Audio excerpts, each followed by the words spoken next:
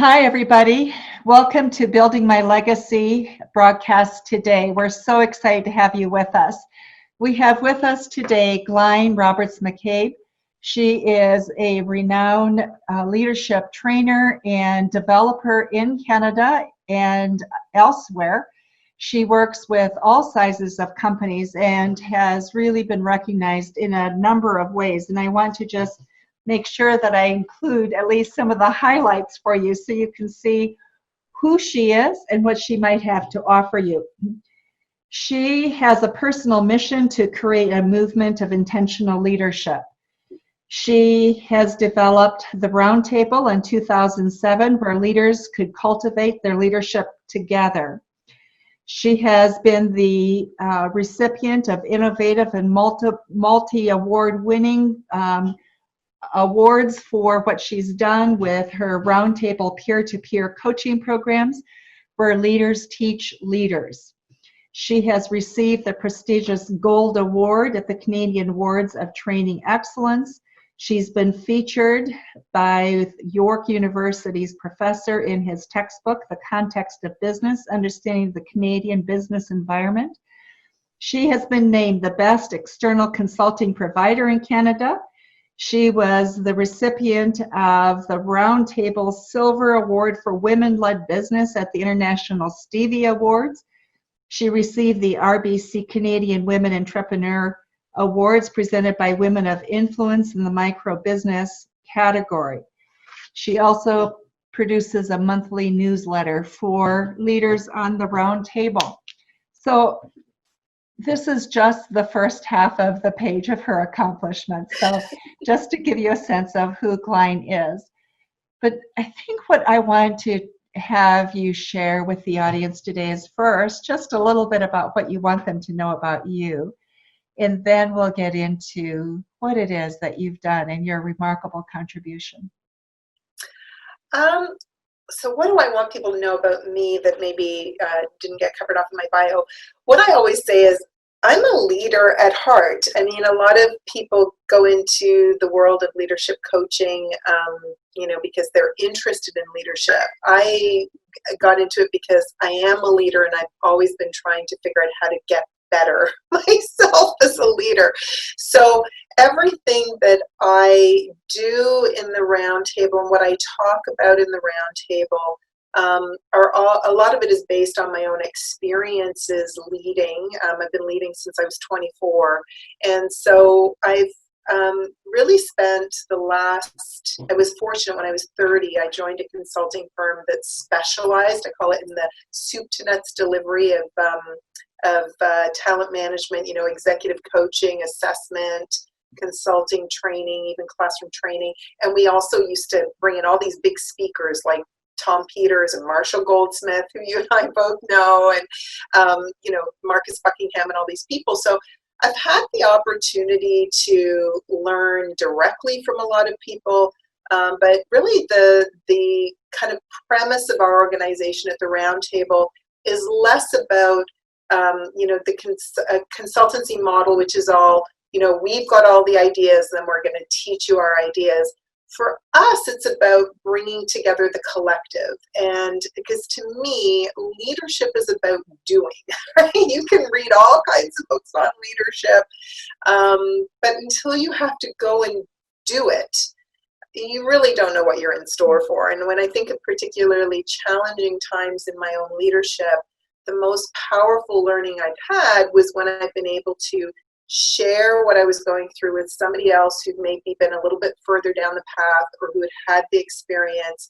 And so what we have created with the Roundtable is this idea of leaders coming together to teach each other, but also to inform us on, what they're looking for and what's important. And so I see us as an aggregator of knowledge, and also, our area of expertise obviously is in this group coaching space and building collective development together.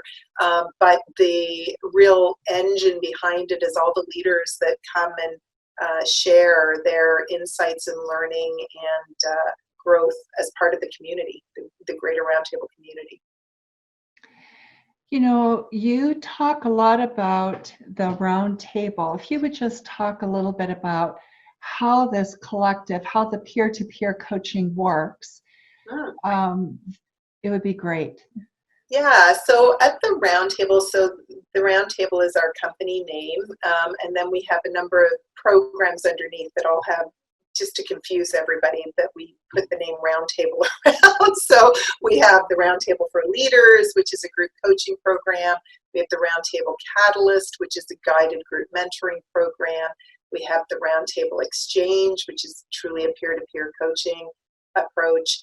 And then we have the Roundtable for High Performance Team Coaches, which helps team leaders become really great team coaches.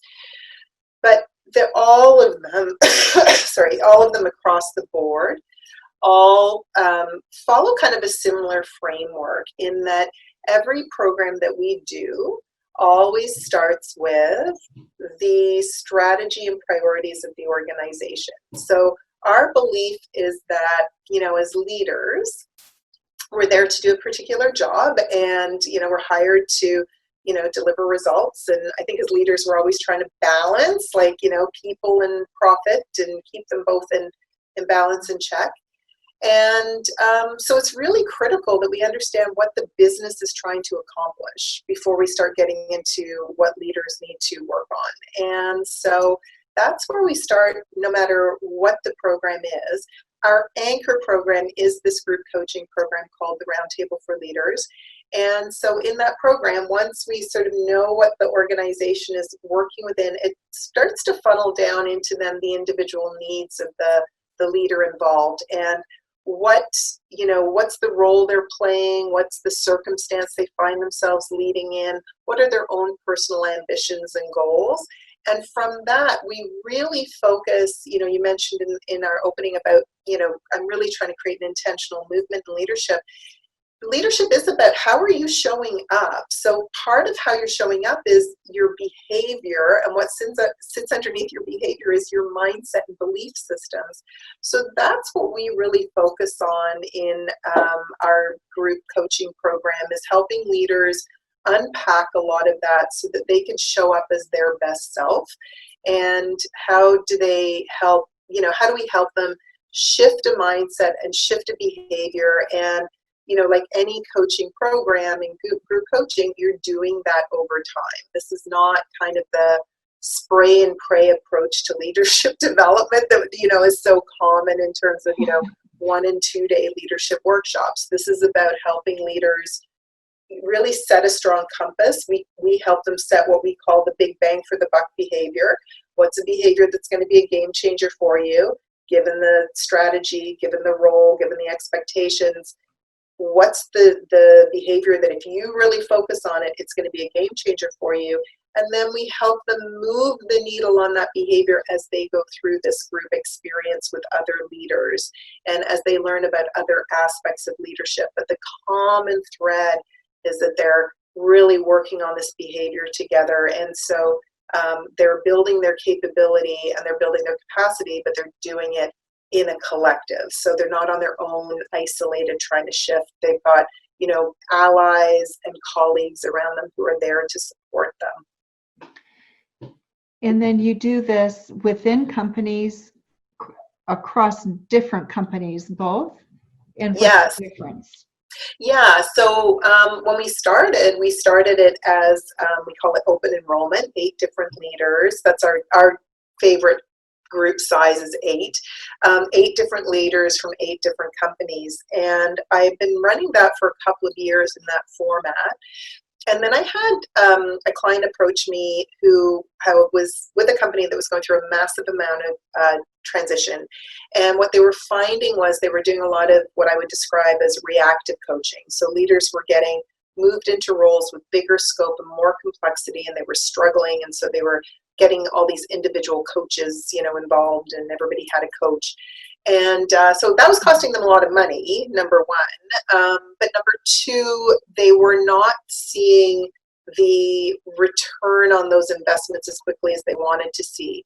And so she asked me if we could do our program, our group coaching program, on site with a company. And I will share with you that I was skeptical, because one of the things that happens in the group coach program, certainly that we've designed, is that leaders are very vulnerable with each other. They get very, very connected. And I wasn't sure if people who work together would be comfortable with that level of vulnerability. And so, but I was willing to give it a try. And one of the things that we did to try and ensure that we were going to get as much openness as we could was that we pulled leaders from across the organization. So we had somebody from supply chain, we had somebody from HR, we had somebody from sales, and it was really diverse. So these weren't people who were going to be competing for each other's jobs or anything like that. And it was really powerful. And you know, the feedback that we got from the participants was that this was like nothing they'd ever experienced before. And I have to say, this company is world renowned for their talent management practices. This is not a newbie organization. They've probably done just about anything. And in fact, I work with many, many clients, and I have to position them as world class in this. So we knew we were onto something really significant. The fact that and the group that we were working with were a group of leaders who are being prep to move into the executive band in this company. So they're incredibly smart, incredibly savvy. If it's not working for them, they are just not going to show up. And so we've been now with that company for 10 years. We're actually going into our 10th cohort with them. It is the program that everybody talks about in that company.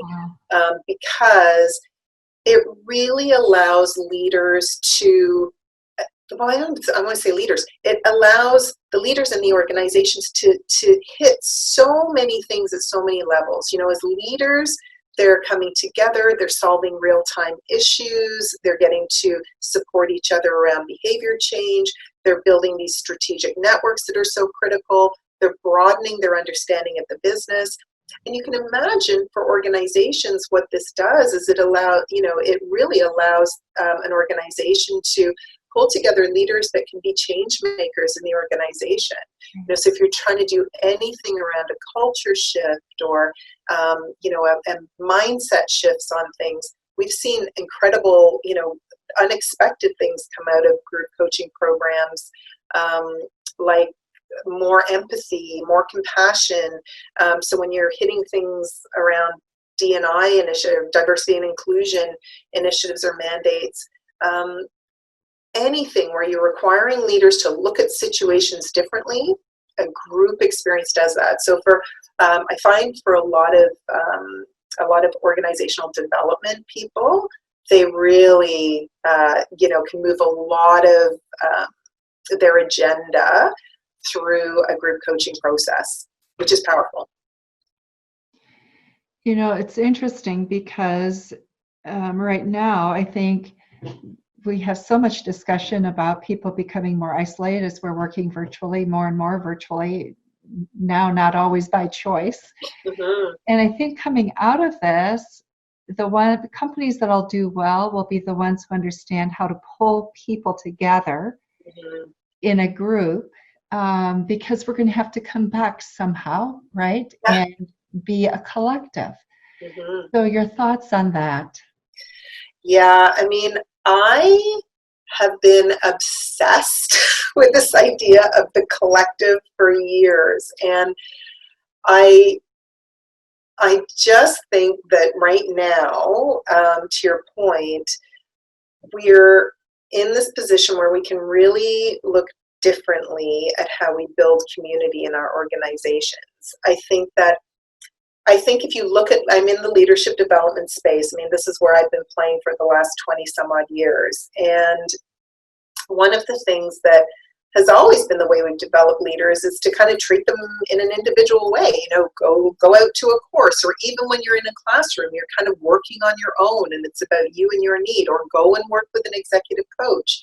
And I think that what we've missed in doing it that way is we've missed the opportunity for us to create community within our leadership ranks as an organization where you can really build these learning communities, these ongoing learning communities where leaders can support each other. So I think that's been a big gap. And I think that now as organizations are adjusting to having leaders, have to work virtually and not be able to eyeball their people, in the same way that they're probably used to doing. I think there's a lot of companies that are struggling with how do we go about keeping people engaged, and how do we go about developing people in a way that's meaningful. And I think this is where group coaching opens up so much opportunity for individuals, especially when we're going through any kind of disruption or major change. I mean, that's when our programs tend to have the biggest impact, is when we're getting to work with organizations that are, have been going through disruption or change, whether it's a merger or an acquisition, a new CEO coming in. That's always been, for us, a place where we've helped leaders navigate those new times. So I think as companies are looking at, how do we keep building our leadership capability while we're in a space where people are having to be dispersed and not necessarily able to come together face to face. We've got such capability now with Zoom and platforms like that group coaching is really going to be an amazing tool for people to bridge this time and allow leaders to also, like when you're going through change. I think one of the myths about group coaching is that you bring a group of leaders together, there's a lot of change going on, and all they're going to do is complain. Like it's going to be a pity party, and everybody's going to be complaining. And, and my own experience has been that is the furthest thing from the truth. When you bring leaders together and you have a framework for them to follow, and it's not a free for all in group coaching. Group coaching is quite structured, even though it feels loose. It's actually quite structured.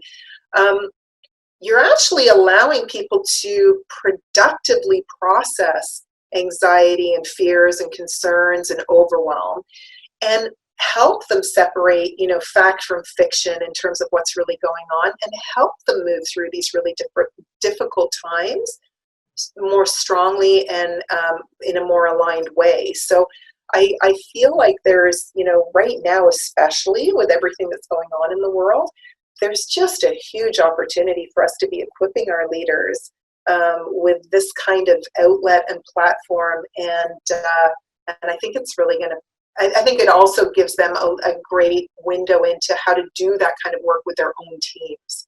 I think as team leaders, we've got to look at how do we build community with our groups when they're dispersed. A lot of the methods that we use in a group coaching approach are equally useful for leaders that are leading teams. So I think there's great opportunity right now, actually, for us to rethink how we build collective. When you say you have a process for the group to walk through, what does that process look like? Mm-hmm.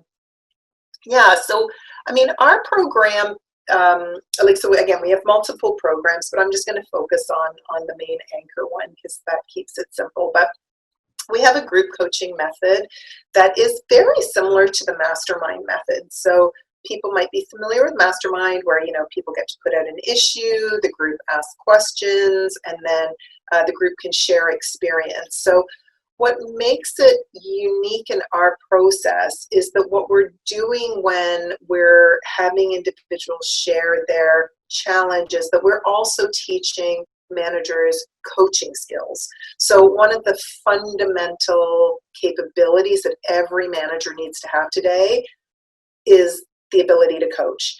And I think for most managers, and I know I was one of these managers, so I speak really from my own experience, was I was always told I was a great coach as a manager.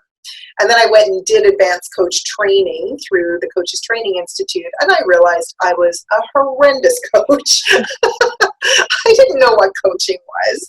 I thought coaching was, giving people good advice and listening to them and then telling them what to do in a motivating kind of, you can do it kind of a way.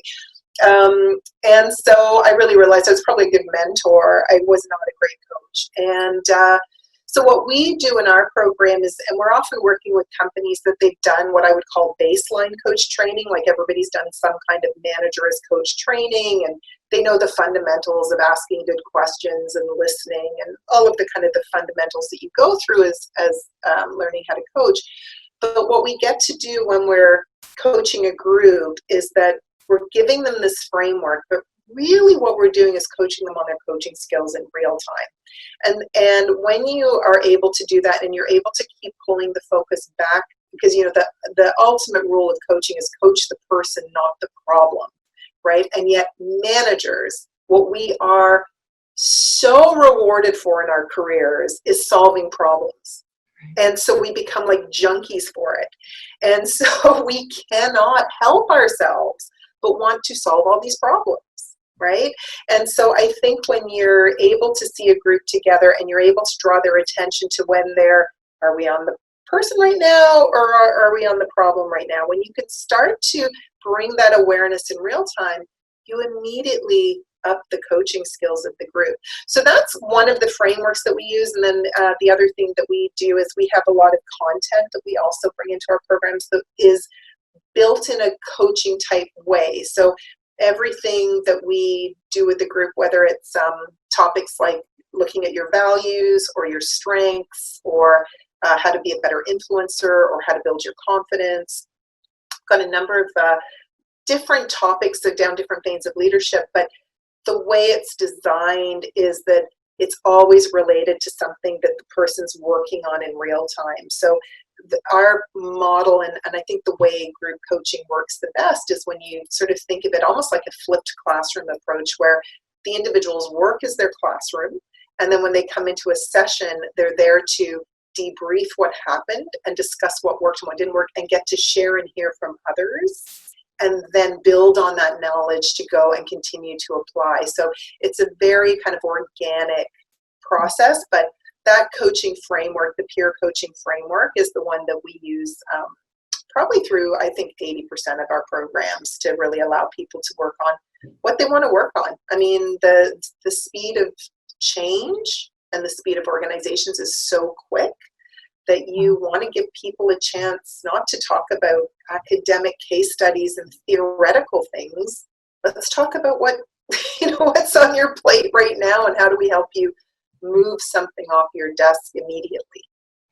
How long when you start an engagement like that, how long does that last generally before the engagement is over? Do you contract for 3 months, 6 months, a year, 18 months, 2 years? What happens? Yeah, so I would say most of our engagements are 12 to 24 months. So the core program is usually a year long, and then there's usually some kind of alumni momentum piece in year 2. So we've designed our programs to kind of all work together. So if I give you the example, so the Roundtable for Leaders program, which is our group coaching program, 8 leaders from across the company come together to learn about their own leadership. When they're finished at the end of the year, they can then go on into our Roundtable Catalyst program, where they learn how to be group mentors and pay it forward. So then those leaders will start working with smaller groups of individuals, 3 to 4, 4 to 5 groups of individuals, and lead coaching conversations with those groups that can run anywhere from 6 to 8 months. Or they can go into our high performance teams program, where they learn how to really increase their team coaching effectiveness by working with their team, like working within a team, but then going back to their individual teams to help them accelerate. So we sort of have, there's different entry points to come into our programs, but we've designed them so that they all work together, and that when leaders create a common language and understanding, they can build off of that through every iteration of work we do. But ultimately our goal is to pull away. We one of our clients, I think, said it really, really great. She said, you teach us how to fish. That's what you're doing. You're teaching us all the tools so that we know how to do this for ourselves. And that is ultimately our goal. And that kind of circles back to what I said about myself at the start. I am a leader first and foremost. And so everything that I talk about and that we talk about in the Roundtable programs are things that I've been doing, I try and do, as ways to kind of build my own leadership. And so I would think if I can do this stuff, you guys can do this stuff, right? Because I think when it comes to, especially in the world of coaching, a lot gets outsourced to HR, or we outsource a lot to external coaches. And I am a coach. Like I think coaching is one of the most amazing tools for leaders, and everybody should have a coach. However, it's not the only tool, and it's really important that leaders know how to coach their people effectively. And I think also when you're inside an organization, you see people in context. You have a much broader view that an external coach doesn't necessarily have sightline to. So you have so many opportunities to coach and share. So the more we can kind of up that capability, I think in organizations, the stronger we'll all be for it. Where do you get the biggest pushback?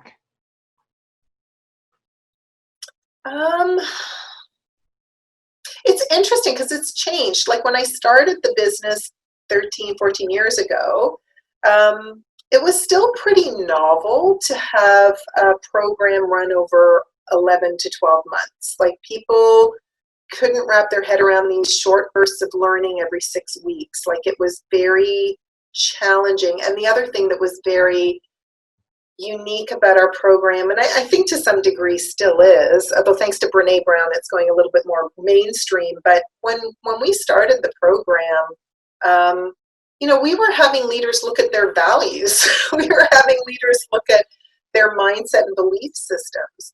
And a lot of learning professionals were kind of like, well, what's the learning outcome for this? Like, what's the, show me your curriculum with learning outcomes. And the way we design the programs are that it gets fed, as I mentioned, off the strategy of the business and then the needs of the group and the individuals. And so it's extremely agile.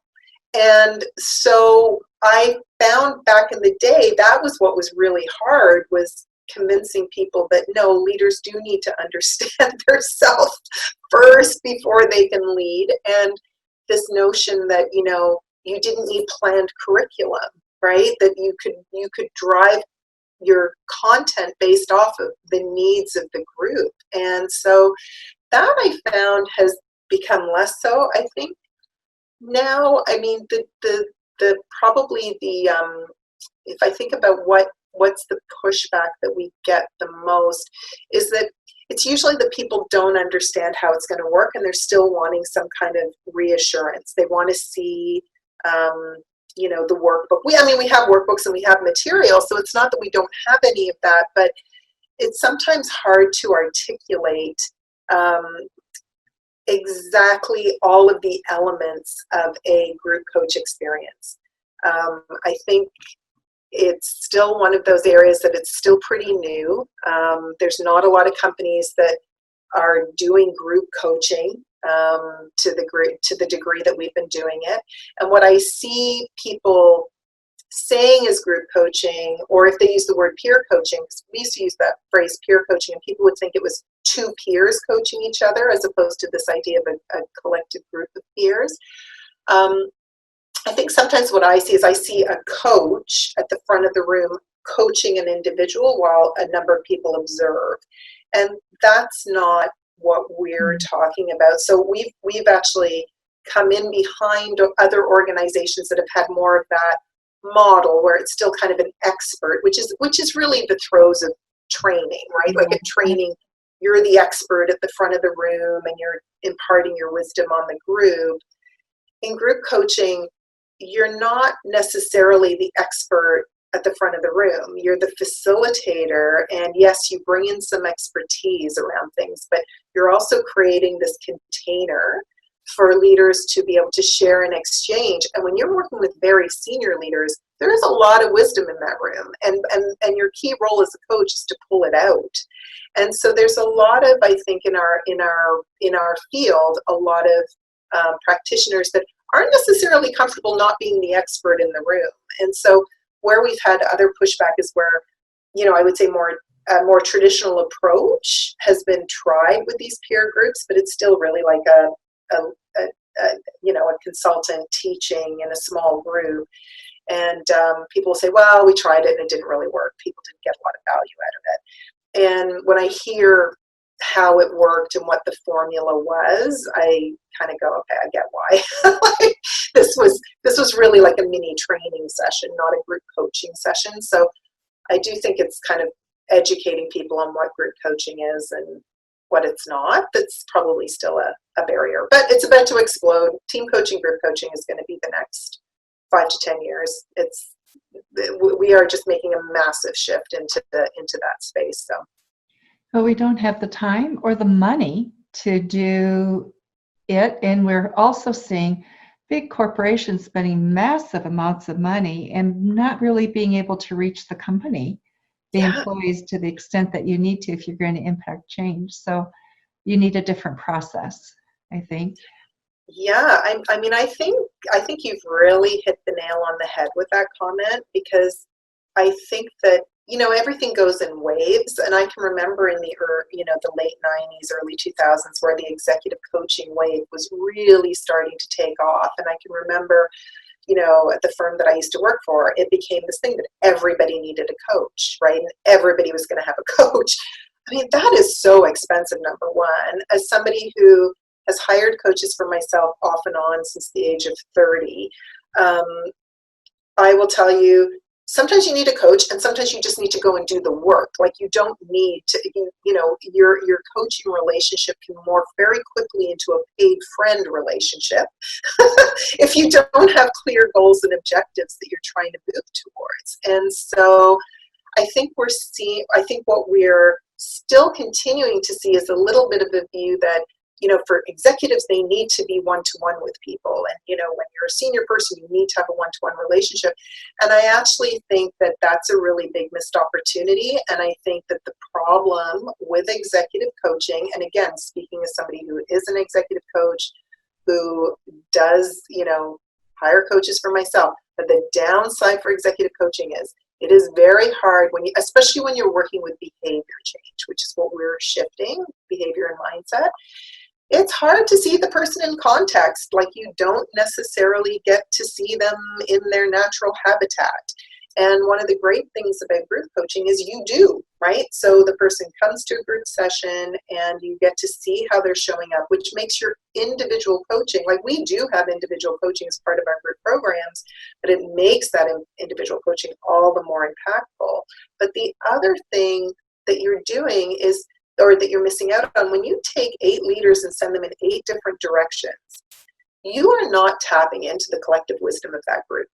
And so if there is something happening in the organization where collectively, if you could get this group thinking about it or thinking differently, it is going to have a ripple effect in your organization. And, with the companies where we work, we tend to work with clients over the long term. And we've had the privilege of working with some clients for a decade, and they've been very committed to building a coaching culture and a coaching mindset and a learning culture. And, seeing where they are now compared to when we first started with them, we see the massive change in that. And we were also able to track things like retention rates amongst the people that have gone through group coaching programs versus those who haven't. And you can actually see hardcore business results. And I am completely convinced that it's because you're allowing people to get together in a productive way and talk about things that are getting in their way.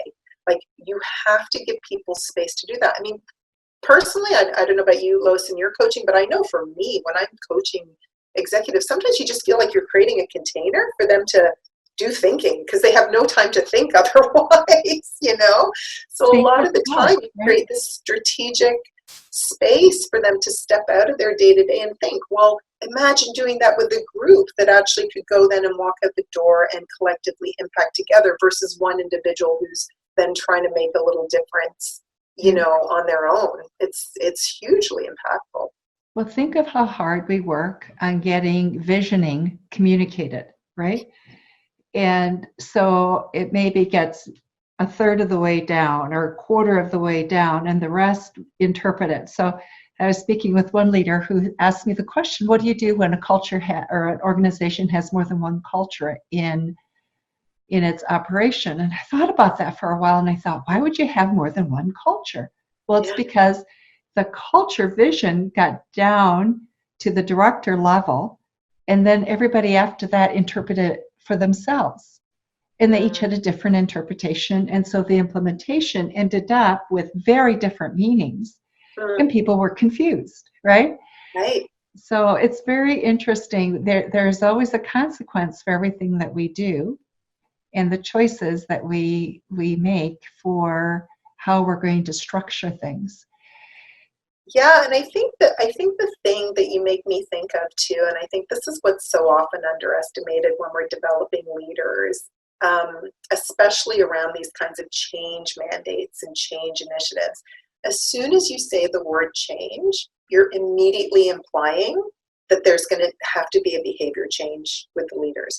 Because if what got, Marshall's book that I know we both love, What Got You Here Won't Get You There, if you take that at the organizational level, and an organization is saying, we need to move from doing business this way to doing business this way, whether that's we need to be more innovative, we need to be more collaborative as an organization, we need to increase our agility to be able to respond to things. Whatever that is, immediately it means that the way your leaders have been operating needs to now shift. And so what I think a lot of companies don't give enough thought to is, how are you helping leaders understand where their shift needs to happen? Like, are they really clear on the behavior that they have that's going to support the new direction, and the behaviors that may not support that new direction? And I say to our clients all the time, there's two sides to your balance sheet at a job. There's what you have to do, and then there's how you have to do it. And we all know that the what gets you hired, like, so what you had on your resume, your previous experience, and all that good stuff, that gets you hired. It's the how that's going to get you either promoted or fired, right? Like, how you show up and how you do it. Because past a certain level, particularly if you're a director level and above, being able to deliver, that's just table stakes. Like, you're there because you deliver results. Now it's all about the how. So if your how was working when the organization was going in one direction, it may not work if the organization's chosen to go in another direction. And how much self-insight do you have, first of all, to know that? And second, do you understand what you need to do to pivot? Do you understand what behaviors you need to start demonstrating more of in order to be successful? And I think that's where we just don't do enough of that kind of work with leaders. And I mean, that's part of what, our goal is to take a very kind of vague concept like behavior change. It sounds so consultancy, right? Like, you need to shift your behavior. How do you make that really concrete and practical for your average line leader who is not navel gazing and thinking about this the way coaches do or HR professionals do, and help it become really pragmatic and really practical and give them the tools to be successful? That, for me, and that's kind of an underpinning of all of our programs, that for me is so key, and that has been so absent because we've always focused on surface things. We often focus on surface things like find in leadership, and it's usually like I remember my old consulting firm, we had all these courses that were things like dealing with difficult people, and I used to think, well, what if you're the difficult person?